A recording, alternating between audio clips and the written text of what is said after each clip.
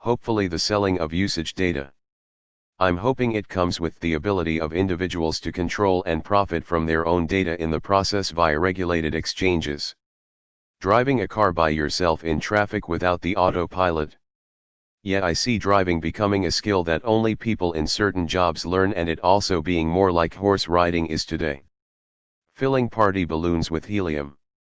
If not illegal, it will be prohibitively expensive. I think as time goes on, hydrogen balloons will make a comeback. Those parties are always a blast. Nitrous balloon parties are the best though. The collection and selling of personal data for profit or political gain. I'm really hoping it doesn't take 100 years. I think with the rise of 3D printers is going to come a lot of restrictions on what exactly we're allowed to print. Damage to certain plants and animals. For example, I can't see deforestation being as rampant in 100 years' time. I bet there are seed storages that universities or colleges have for this very reason. Toilet paper. Child marriage. But then the fact that it's still legal now in some places, including certain US states, makes me think that's too much to hope for. Basically, in a number of states if you get the parents' permission you can marry someone underage. The reasoning I believe is that it's supposed to allow teenagers in extraordinary circumstances, teen pregnancy, to get married as part of that really outdated idea that a baby out of wedlock is shameful. The practical and disturbingly more often applied function is that an adult can marry someone under 18 if they have their parents' permission. To make matters worse, when this happens, guardianship of the child then passes to their adult partner, which means all of their legal rights are rooted through someone who by the nature of that arrangement has a vested interest in raping them. They can't get a divorce until they turn 18 because until then it would require the permission of their legal guardian, the person who explicitly does not want to let them go. Owning a sex robot, and here is why. In like 50-ish years the robot industry will be so advanced that you can get any kind of sexbot you desire. You want one that looks like Scarlett Johansson? Jessica Alba? Johnny Sin or Leonardo DiCaprio? Well, now you can. People will eventually be a little hesitant in the beginning, but slowly everyone's getting one. The problem?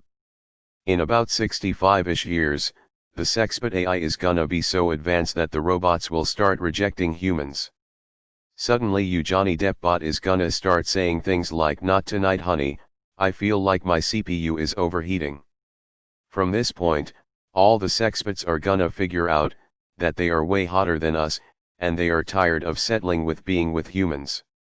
They start dating each other, but realize that they cannot procreate and make baby butts. They'll realize they need human to build more of them, but no human is gonna help because we're all a little hurt by being dumped by them. They try calling and text us, but we ghost them. They try to promise humanity that they will change, and eventually humans accept them back. However, the change requires the installation of an update. Here is where it goes wrong. The sexbots start to like the humans a little too much, and suddenly the humans will start to feel trapped. So a new update is installed in the sexbots, but the update is handled by a guy named Bill, who is an absolute tosser. The update corrupts the sexbots, and they start shutting down one by one. By the time we hit 100 years from now, humanity is just completely exhausted and need time for themselves to figure things out. What follows is a set of new laws, where sexbots either have to look like an average human being or can't be made. Slowly, people on Earth realize that they could simply just date each other. So if you've made it this far, it's technically not illegal to own a sexbot, but no one thinks they are worth the hassle anymore. Until the next generation of humans.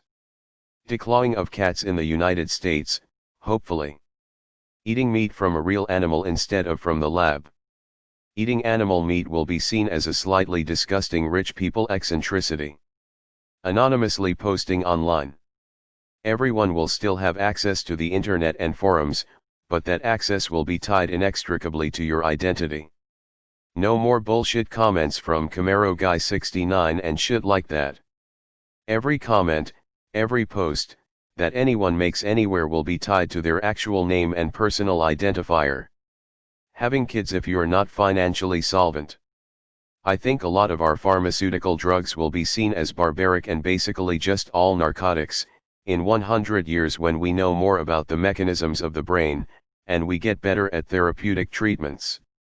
Things like opiates, we are already learning how dangerous they are, and already working to cut back on prescriptions of it. But I also think mental health medications will also be seen as barbaric in time. Things like SSRIs are likely to be fully outlawed in the future. They might do more harm than good in many cases. It's like how 200 plus years ago, we were still using fucking leeches and bloodletting to heal people, inadvertently killing many people who were already very sick because we just kept draining their blood LMAO. Today we realize this is retarded. Today we try our best to keep blood and add plasma or to blood, or full blood transfusion. But back then we didn't know any better. So yeah, we are in the wild west of psychoactive drugs today. Eventually we'll learn better science and better practices, and these barbaric treatments will be outlawed. Keeping certain pets/animals at home or in zoos. Sexual reproduction at a time when all procreating is done via laboratories instead.